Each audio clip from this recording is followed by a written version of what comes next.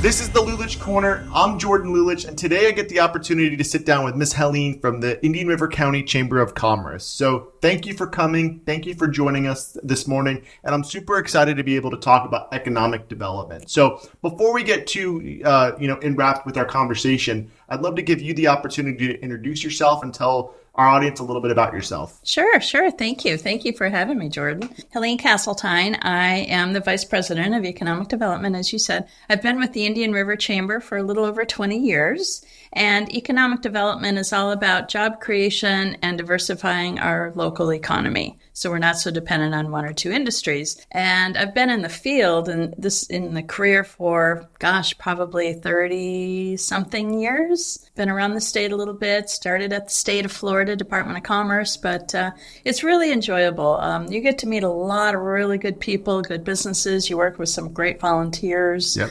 So, it's really, obviously, after 35 years, yes. That's your passion. It is. Definitely. Truly. You touched on it a little bit, and we're going to dive a little bit more in detail about it. But, when we're thinking about why economic development's important, I guess another way of thinking about it is, have you seen areas that don't have a focus on economic development? And what are the consequences for an area, whether it be a chamber or whether it be a county or city that doesn't have a focus, that doesn't put resources or attention into economic development? What's that consequence for that area for not focusing on it? Well, it slows it down dramatically. I know a lot of people here locally and around the area are really concerned about growth. And we should be, of course. Yeah. But, the saying goes, if you don't grow, you die. So, we don't want that to happen either. So it's a controlled growth. Yeah. And for those communities, in Florida or elsewhere around the country, if they are not into economic development, and it could be on a very small scale, if it's a small community, they might just wither on the vine. And we hate to see that happen. So does that mean in your position, are you just trying to recruit anybody and everybody to come to Indian River County and to try to develop the economy? Or are there certain industries that are really a focus in your position? Mm-hmm. We do have targeted industries for Indian River County, those kinds of businesses that will have a really nice fit here. Manufacturing, especially light manufacturing, is key. Mm-hmm. Warehouse distribution is great. Our little claim to fame is that we're within 3 hours of 90% of Florida's population. Yep. So for distribution purposes, it's centrally great. Located. Absolutely. Yeah. Corporate headquarters is another one that fits really well here. We have a lot of people who come here in the winter, as we all know, second and third homes. And when they come here, they look at the area and think, gosh, I could have my business here. Mm-hmm. And they do. They move here. They relocate here. What trends have you seen? Because you said you've been in the position for 20 years with the chamber.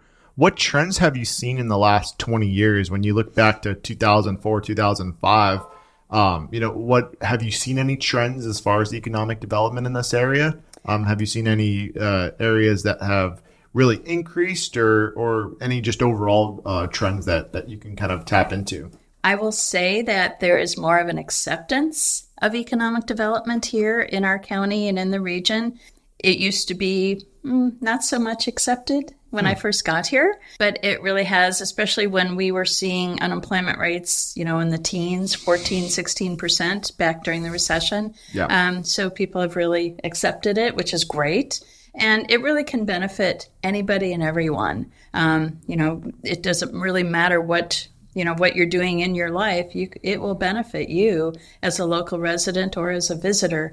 So I would say, yes, activity has picked up over the last few years. Businesses are slowly starting to see that this is a great area in which to do business. Not as expensive as maybe some of the larger urban areas like Orlando, Miami, Jacksonville. Mm-hmm. So they are seeing it's coming to fruition. Our plans and our marketing they're coming to fruition, and it's great to see.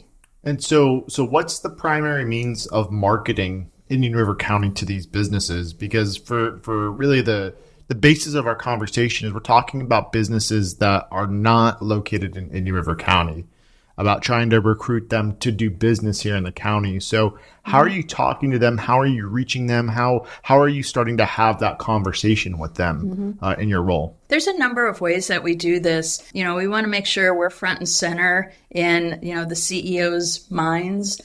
So we do some ad placements in industry-focused magazines. I'll be going to a trade show here in a couple of weeks for an industry-focused, I think it's a plastics injection molding.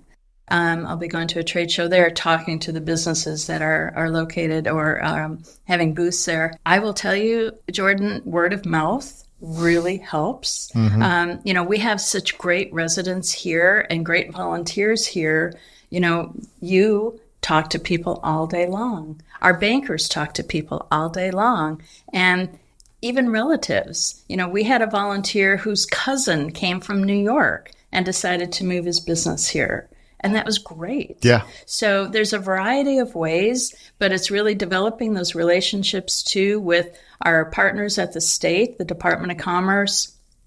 Florida Power and Light has an economic development office, so we've maintained relationships with them. Site location consultants, and they're all over the country, but there's a real concentration in Atlanta, Orlando, and Dallas, and Chicago too, and trying to maintain relationships with those folks so we can be front and center when they're talking to their clients who are looking for various locations. Oh, yeah, Vero Beach Sebastian. Yeah, let's take a look at that. So it sounds like it's a culmination of efforts. It sounds like it's, word of mouth, marketing, ad placement. It sounds like you're just trying to keep in top of mind for when somebody is considering a move. They're thinking, oh, Indian River County is a great place to go. Right. So, yeah, that's awesome.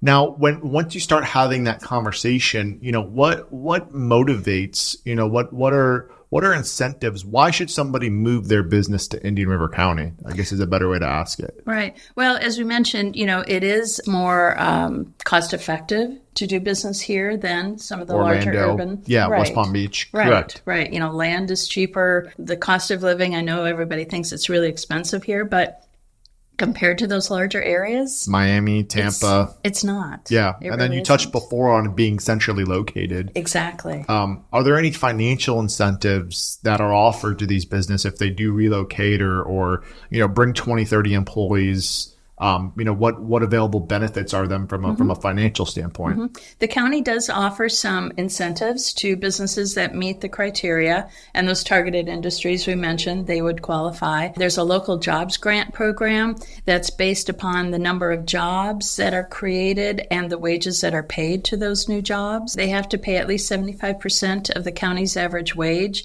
which right now is about $54,000 and change, but it's $3,000, $5,000, or $7,000 per job, depending on what those wages are. The county also has a tax abatement program, and it's kind of a misnomer because you are actually paying property taxes, but the taxable rate is frozen at the time that the application is approved.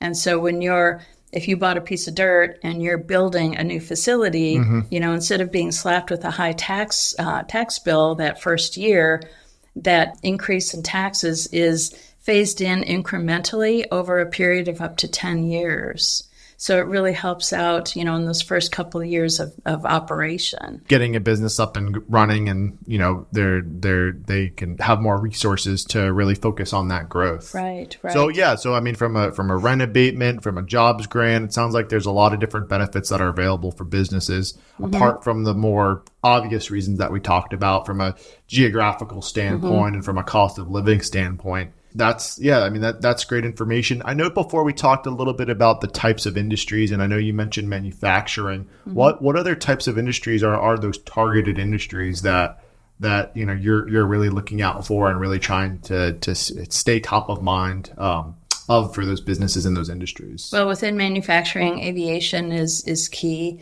but really any kind of light manufacturing is what we would be looking for.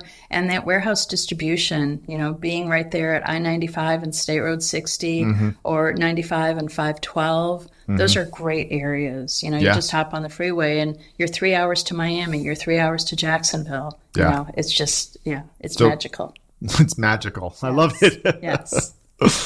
What are there any special or signature programs that are offered currently? Well, we have two. One of our signature programs is the Industry Appreciation Awards Program. Mm-hmm. You are very familiar, Lulich Attorneys. Yes, That's you're right. an award winner. That's right. But what we do is we like to recognize local companies for what they do either aesthetically with new construction or renovation, historic preservation, or we have our of the year awards, company of the year, manufacturer of the year, entrepreneur, those kinds of things. So we're in the midst of looking for nominations right now. Okay.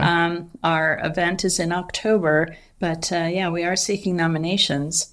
Okay. And how does how does that nomination process work for that program? Well, we have a nomination form, and it's available on the Economic Development website, indianrivered.com, and go to the Business Resources page, and all those nomination forms are there. There's a really good explanation of why we do this program. It's part of our business retention and expansion program. We've been doing this program, Industry Appreciation, for 36 years. Wow. That's great. Yeah. Yeah. And it's a great, and I mean, you have a breakfast ceremony, right? We do. Mm-hmm. And then that's where it's presented. Is that February? Or? It's in October. It's in October's okay. Yeah. Okay. Yeah. Sounds good. And there's, when I went to the last one, there was maybe 50 or no, upwards of 100 people that attended. Oh, about 150. 150. Yeah. It's a very well attended event. Yeah. It's a very great breakfast. And then is that held at the college or where? It's at the Richardson Center at Indian River State College. Okay. Yes, indeed. Good. Mm-hmm. Is there any other special programs that you do, or is that the primary program? Well, there's one more that I would like to mention very briefly, our Manufacturing Boot Camp program. We're going into our 5th year, and what it does is introduce high school students to what it might be like to have a career in the manufacturing industry. It's a free program for them. It's a week in June, and we actually tour them through manufacturing facilities here in Indian River County. Very and cool. They get to talk to the owner or the plant manager, ask whatever questions they want. It's a great program. We've had several of our, I'm going to call them kids, because that's what they are, but we've had several who have been hired through that program. Wow. By local employers, and our employers are terrific. They've been so supportive of this program, so really appreciative of that too. That's great. And that's typically held in the springtime, right around? It's right after school gets out. Okay, actually. so that's coming up. Right, June 3rd. Okay. The week of June 3rd. So if someone knows a student that might be interested, or if there's a student listening, is there still space to get enrolled for this June, or is it all filled up? We're kind of filled up, and the application deadline has passed, but there's always next year. Okay. Yeah. Okay. Sounds good. And then how long have you been in your position and then in the field? I know you mentioned before it's 30 years you said? I've been with the Chamber. I started in 2003, so a little over 20 years. But I've been in economic development since, I'd say, 1987 when I graduated Florida State. Go Noles. Yeah, you bet. Started with the state of Florida and then just kind of worked my way through other chambers and local governments, and it's been fun. All right. Well, I really appreciate you taking your time coming in, telling us and our audience a little bit about the economic development here in the county and the different programs that you have available. If there was a topic that we talked about that is of interest to somebody listening today, how can they reach out to you and how can they contact you and find out more information or just get a question that they might have answered? Oh, sure. You can always call me. The phone number at the Chamber is 772-567-3491, or you can send me a quick email. It's Helene C, Helene, letter C, at indianrivered.com. Send me a quick note and I'll respond, and we'll go from there. All right. Well, we enjoyed it. I'm Jordan Lulich. This is the Lulich Corner, and we'll see you next time. Thank you.